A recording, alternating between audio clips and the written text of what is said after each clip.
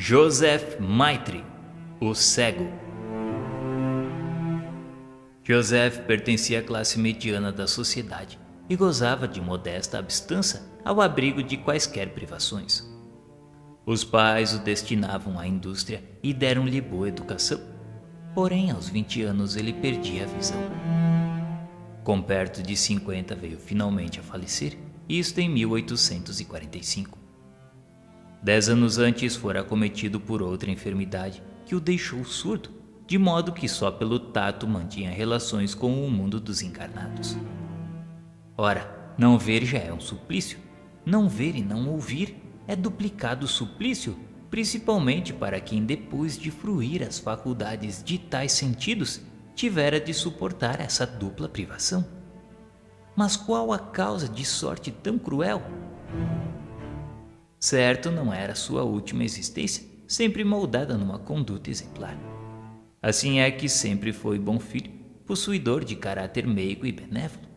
E quando por cúmulo de infelicidade se viu privado da audição, aceitou resignado sem um queixume esta prova.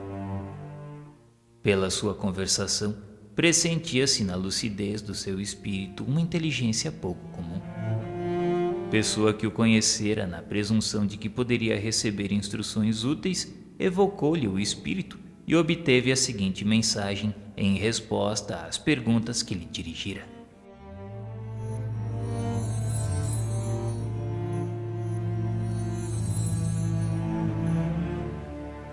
Meus amigos, eu vos agradeço por terdes lembrado de mim, ainda que talvez nisso não tivesseis pensado, se não esperasseis obter algum proveito da minha comunicação. Sei, no entanto, que um motivo mais sério vos anima. Eis porque atendo com prazer ao vosso chamado, já que concordam em me tolerar, feliz por servir a vossa instrução. Que o meu exemplo possa juntar-se às provas tão numerosas que os Espíritos vos dão da justiça de Deus. Cego e surdo me conhecestes, e para logo vos propusestes saber a causa de tal destino. Eu direi. Antes de tudo, importa dizer que era a segunda vez que eu espiava a privação da vista. Na minha precedente existência, em princípios do último século, fiquei cego aos 30 anos, em decorrência de excessos de todo o gênero, que, arruinando minha saúde, me enfraqueceram o organismo. Note-se que era já isso uma punição por abuso dos dons providenciais de que me fora largamente acumulado. Ao invés, porém, de me atribuir a causa original dessa enfermidade, entendi de acusar a providência, na qual, aliás, pouco cria. Anatematizei Deus, reneguei-o, acusei-o, acrescentando que, se acaso existisse, devia ser injusto e mau por deixar assim penar as criaturas. Entretanto, eu deveria dar-me ainda por feliz, isento como estava de mendigar o pão, à feição de tantos outros míseros cegos como eu. Mas é que eu só pensava em mim, na privação de gozos que me impunham. Influenciado por ideias tais que o ceptismo mais exaltava, tornei-me frenético, exigente, numa palavra, insuportável aos que comigo conviviam. Além disso, a vida era-me um moto contínuo, pois que eu não pensava no futuro, achava que o futuro era uma quimera.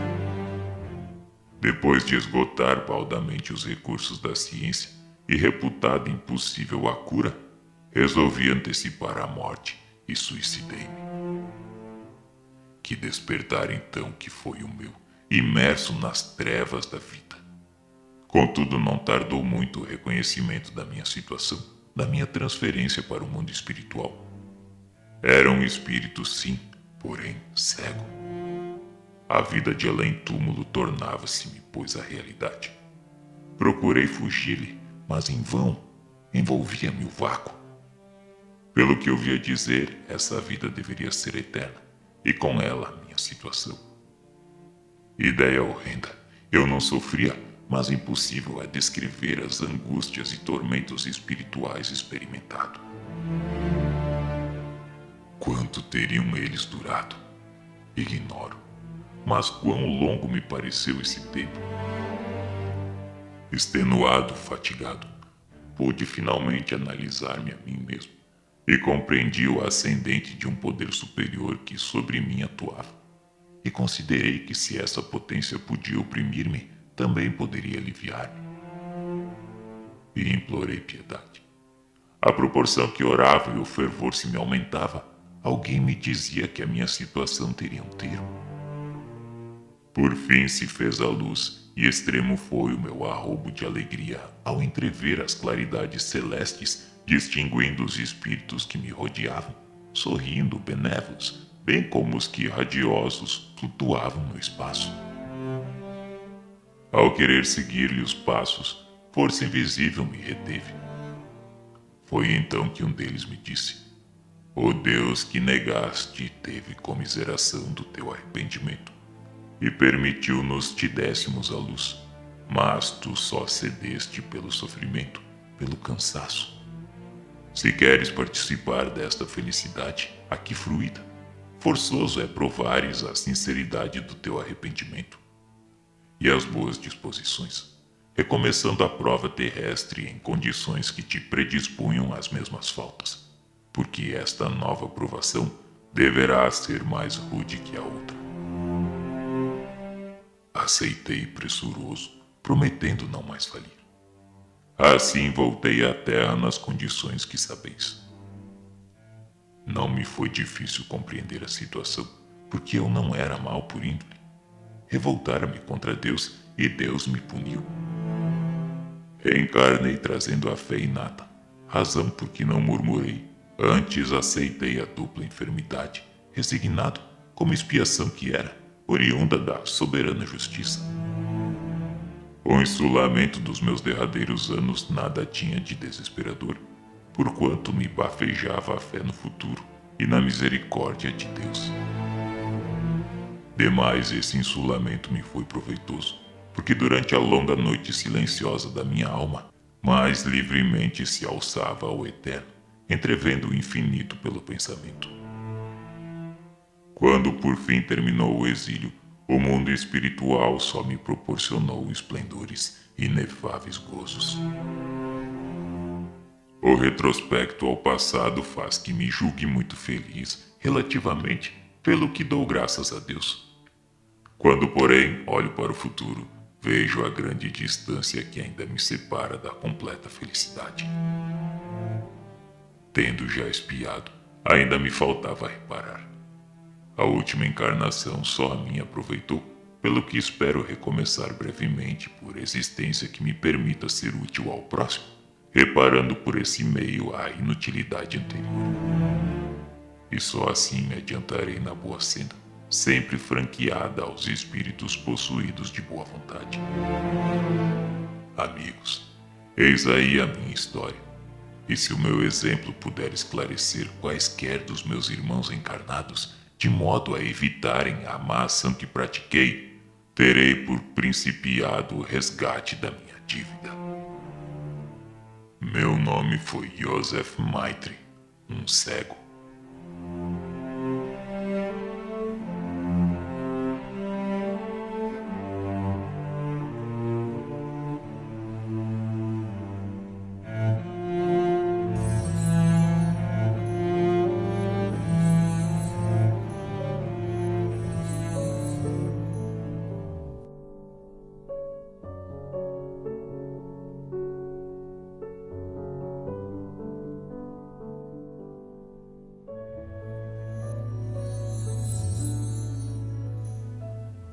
Nota explicativa. Esta nota explicativa tem por objetivo demonstrar a ausência de qualquer discriminação ou preconceito em alguns trechos das obras de Allan Kardec, caracterizadas todas pela sustentação dos princípios de fraternidade e solidariedade cristãs contidos na doutrina espírita. Hoje creem, e sua fé é inabalável, porque assentada na evidência e na demonstração, e porque satisfaz a razão.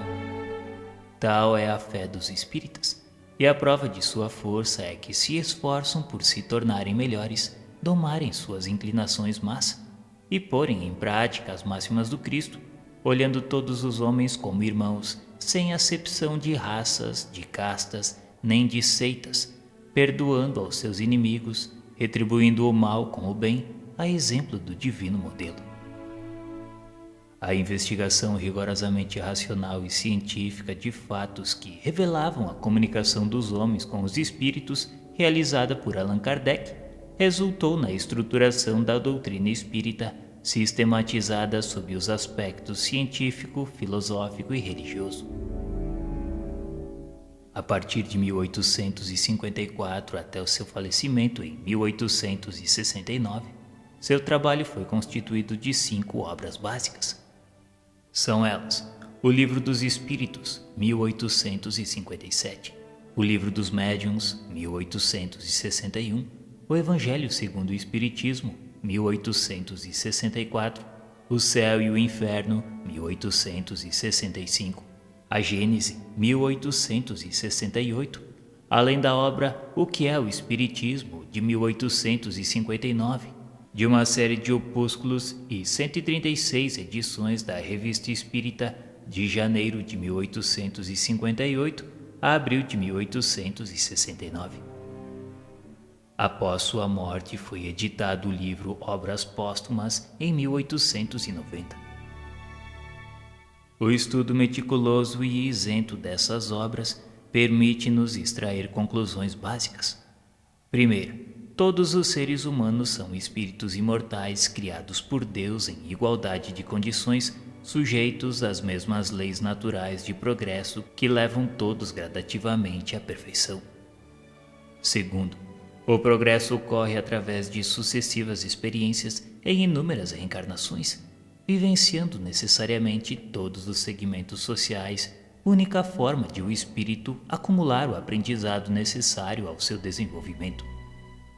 Terceiro, no período entre as reencarnações, o espírito permanece no mundo espiritual, podendo comunicar-se com os homens.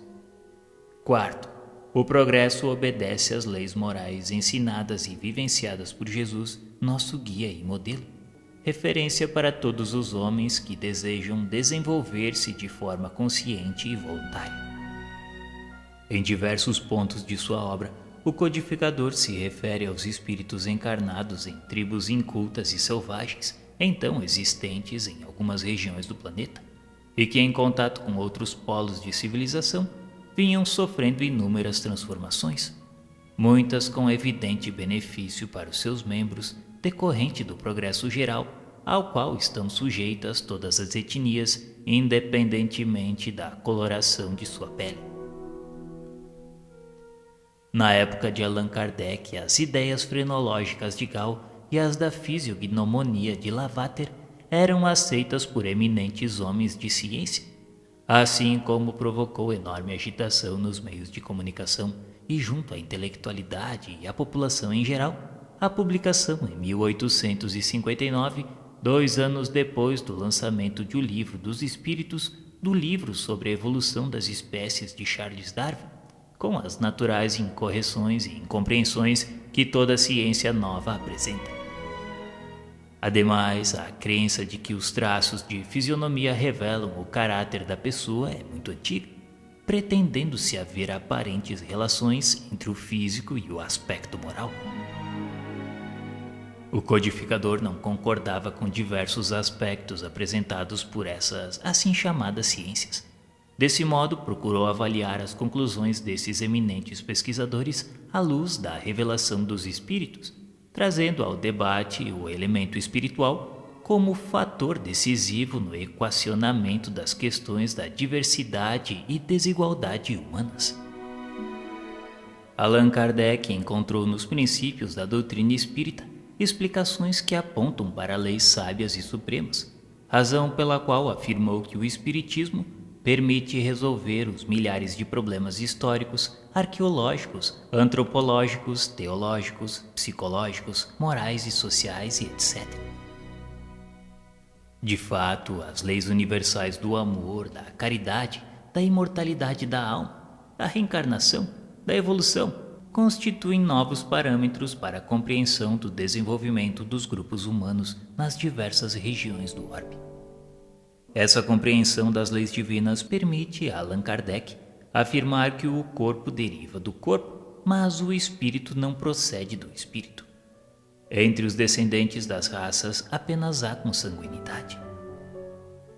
O espiritismo, restituindo ao espírito seu verdadeiro papel na criação, constatando a superioridade da inteligência sobre a matéria, faz com que desapareçam naturalmente todas as distinções estabelecidas entre os homens conforme as vantagens corporais e mundanas, sobre as quais só o orgulho fundou as castas e os estúpidos preconceitos de cor. Os privilégios de raças têm sua origem na abstração que os homens geralmente fazem do princípio espiritual para considerar apenas o ser material exterior. Da força ou da fraqueza constitucional de uns, de uma diferença de cor em outros, do nascimento na opulência ou na miséria, da filiação consanguínea nobre ou plebeia, concluíram por uma superioridade ou uma inferioridade natural. Foi sobre este dado que estabeleceram suas leis sociais e os privilégios de raça. Deste ponto de vista circunscrito, são consequentes consigo mesmos, porquanto, não considerando senão a vida material, certas classes parecem pertencer e realmente pertencem a raças diferentes. Mas se tomar seu ponto de vista do ser espiritual, do ser essencial e progressivo, numa palavra, do espírito, preexistente e sobrevivente a tudo, cujo corpo não passa de um invólucro temporário, variando como a roupa de forma e de cor.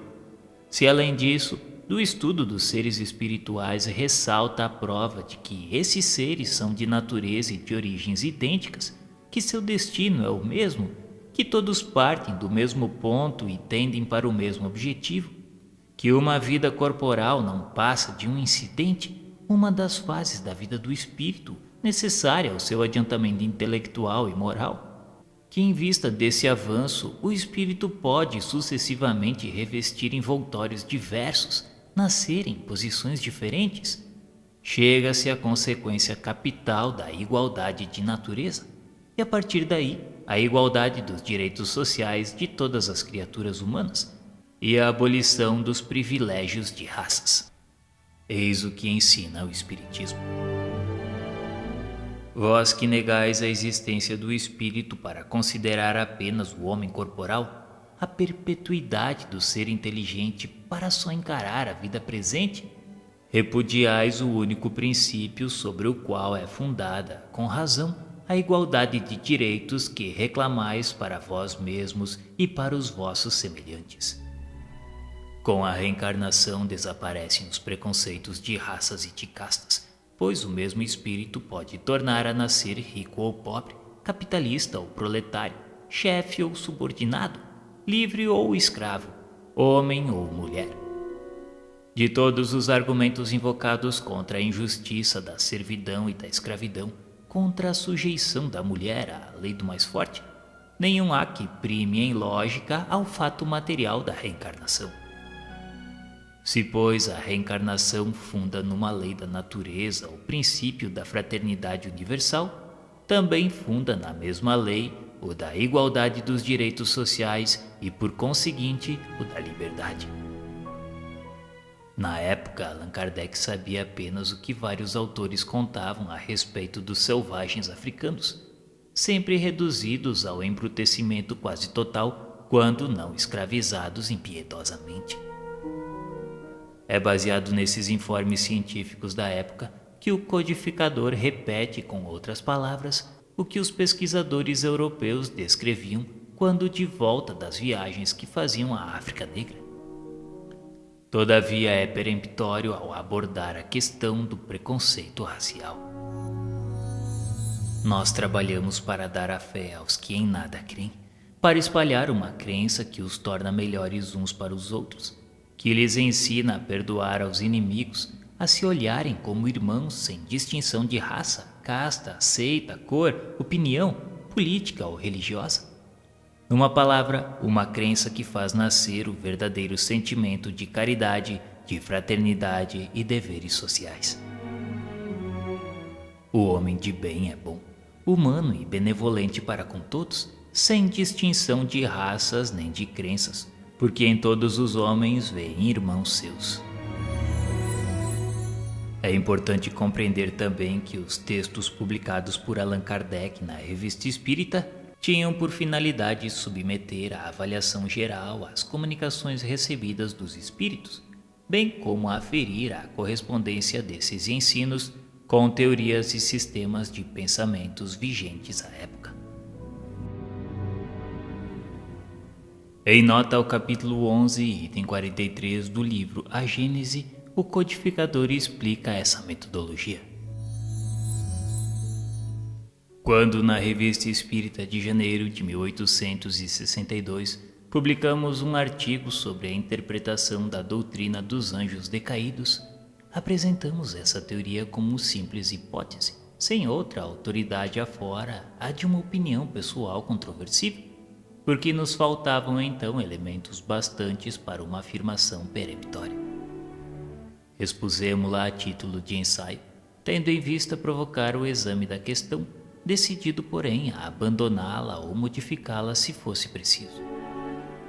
Presentemente, essa teoria já passou pela prova do controle universal.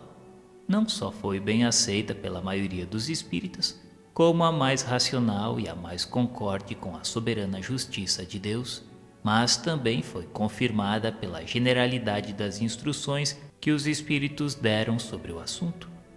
O mesmo se verificou com a que concerne a origem da raça adâmica. Por fim, urge reconhecer que o escopo principal da doutrina espírita reside no aperfeiçoamento moral do ser humano, motivo pelo qual as indagações e perquirições científicas ou filosóficas ocupam posição secundária, conquanto importantes, haja vista o seu caráter provisório decorrente do progresso e do aperfeiçoamento geral. Nesse sentido, é justa a advertência do codificador quando nos diz: é verdade que esta e outras questões se afastam do ponto de vista moral, que é a meta essencial do Espiritismo. Eis porque seria um equívoco fazê-la objeto de preocupações constantes. Sabemos, aliás, no que respeita ao princípio das coisas, que os espíritos, por não saberem tudo, só dizem o que sabem ou o que pensam saber. Mas como há pessoas que poderiam tirar da divergência desses sistemas uma indução contra a unidade do Espiritismo, precisamente porque são formuladas pelos espíritos, é útil poder comparar as razões pró e contra no interesse da própria doutrina e apoiar no assentimento da maioria o julgamento que se pode fazer do valor de certas comunicações. Feitas essas considerações, é lícito concluir que na doutrina espírita vigora o mais absoluto respeito à diversidade humana, cabendo ao espírita o dever de cooperar para o progresso da humanidade, exercendo a caridade no seu sentido mais abrangente. Benevolência para com todos, indulgência para as imperfeições dos outros e perdão das ofensas. Tal como a entendia Jesus, nosso guia e modelo, sem preconceitos de nenhuma espécie, de cor, etnia, sexo, crença ou condição econômica, social ou moral.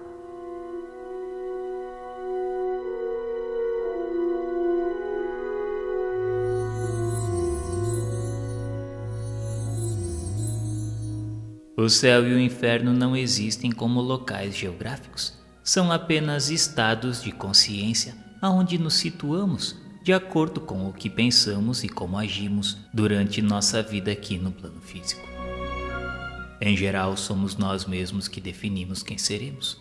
Por isso, urge trabalhar agora para o nosso aperfeiçoamento, subindo um degrau de cada vez a sublime escada ao encontro da plenitude luminescente. Queremos agradecer a todos os que de alguma forma colaboraram para esta adaptação. A Deus, Jesus, Romeu, nosso amigo, e todos os ouvintes. Desejamos que Deus nos permita continuar esta tarefa. Nós somos o Grupo Jericó. Paz e luz a todos.